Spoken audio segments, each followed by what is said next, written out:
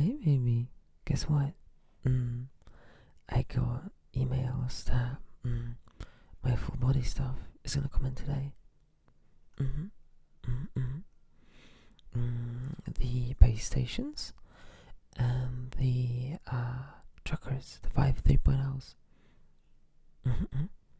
I got 3 for ankles and hips, and 1 for continuous calibration for my Quest. Mm-hmm. Mm-hmm. Yeah, I'm really excited. Mm-hmm. Because I don't like faffing around with these back alley 120 buck slimes. I mean, you know them. You know how they are. They're pretty dreadful, to be perfectly honest. But you know, I had to do what I had to do. Didn't have that sort of money. Well, I still don't. I like got into a bit of a debt because you know all of that was like 1K. But I'm sure I'm gonna be alright. Yeah, don't worry. But yeah. Mm-hmm. Mm. Ooh, you want me to explain how it works? Of course. Mm. So basically, you have these base stations that you will put up in like the corners of your room, like really high up, and there's this common misconception that people think that they are like cameras, but that's not the case at all. They actually have like tiny motors inside them. It depends if you're using the 1.0s or 2.0s, but essentially they have like these hard drive adjacent motors inside, and then they have a mirror and a laser, an infrared laser, and or two if you're using 1.0, and the 1.0 also has like a pulse sync kind of thing. But yeah, let me go. Let me don't get too excited. I guess I'll just start off with the 1.0. Or no, I'm gonna start off with the 2.0 because it's simpler, and then I'm gonna like add a little actually, or like an asterisk, I guess.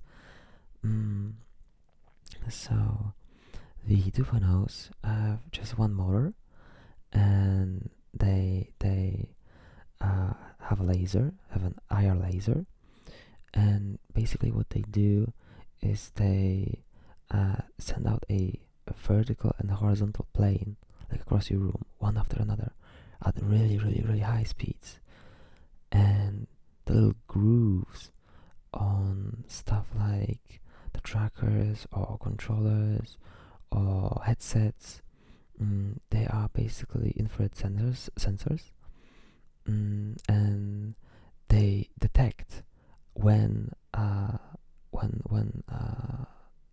plane, either a vertical or horizontal one, hits them, and then they detect the time difference between when each each individual sensor receives it, and that combined with the onboard IMUs, magnetometers, accelerometers, and stuff. Or actually, I'm not sure if they have magnetometers, but that's besides the point. Like they do sensor fusion, which basically means they combine all of that data, and they send it through. They send it over to the computer via I think 2.4 gigahertz, because I've heard that they supposedly can have issues with interference.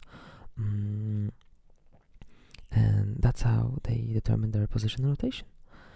And a big difference between the base station, between the 2.0 and 1.0 base stations, is that, well, the 1.0s are older, as you would have probably thought, and they have 2 motors instead of 1, for each for a type of pulse, or sorry, a type of plane, either vertical or horizontal one, and they also have what's called a sync pulse, which as the name implies, it just syncs everything together, and yeah. Oh, and it's all like anecdotes and stuff, but I've done some research on Reddit, and people say that the 1.0s are supposedly more, less durable, and they break more often, but it seems like it's a little bit of a lottery, and you, like with both 1.0s and 2.0s, and you either get one that works for like 30 days or one that works for years. Uh, mm, mhm, mm, Yeah, yeah. It is a bit concerning, going off the fact that like how expensive they are, because they are like $200 each, at least for the. Oh, say not 200, like 165 would it be? I think. I guess it depends on where you get them. But it is a niche product, and it is like uh, mm, really sophisticated, I guess, and it's a niche. So they also they don't benefit from like production scaling and of those benefits. So it is what it is. But I did get them from Steam directly instead of like a local retailer. So I will get the benefit of the supposedly really great Steam warranty and support, because I've talked to a bunch of people in VR chat, and Steam support is really good on like replacing stuff, and for like free of charge. I've talked to a person who actually had like 6 Valve Index controllers, which is crazy, but they oh yeah, like the Index is really expensive, but it breaks really easily. At least that's what I've heard. It's not that durable, but I can tell you about it another time, I guess. If at least if you're curious. But what was I talking about? Oh yeah, and like they replaced his controllers 5 times, because the 6th one is, or like the first one, I guess, is the one that he got them initially, and he didn't have to pay for those. So that's really cool, and I guess that's what I'm counting on. If anything dies, I'm just hoping that they'll help me out. Oh, another thing.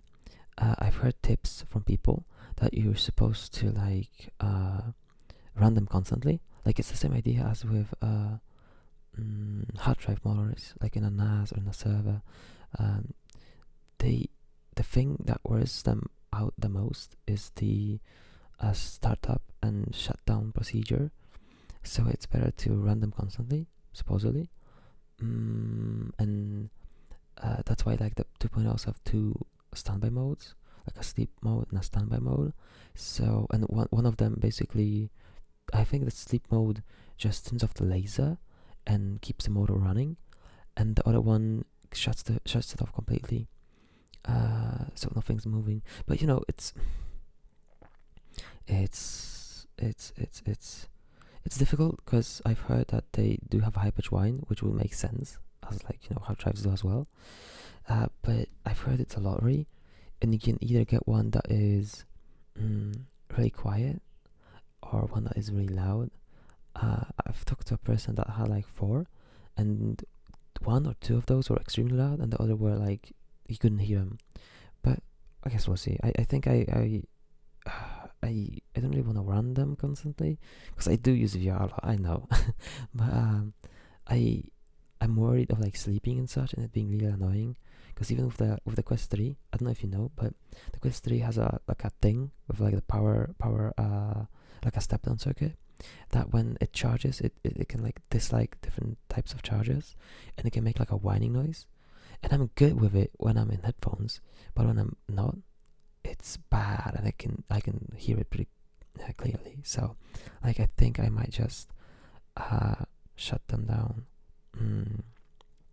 completely and just deal with them when they break. But like I said, SteamVR has really good support, so I'm hoping to use that if push comes to shove and all that. But yeah.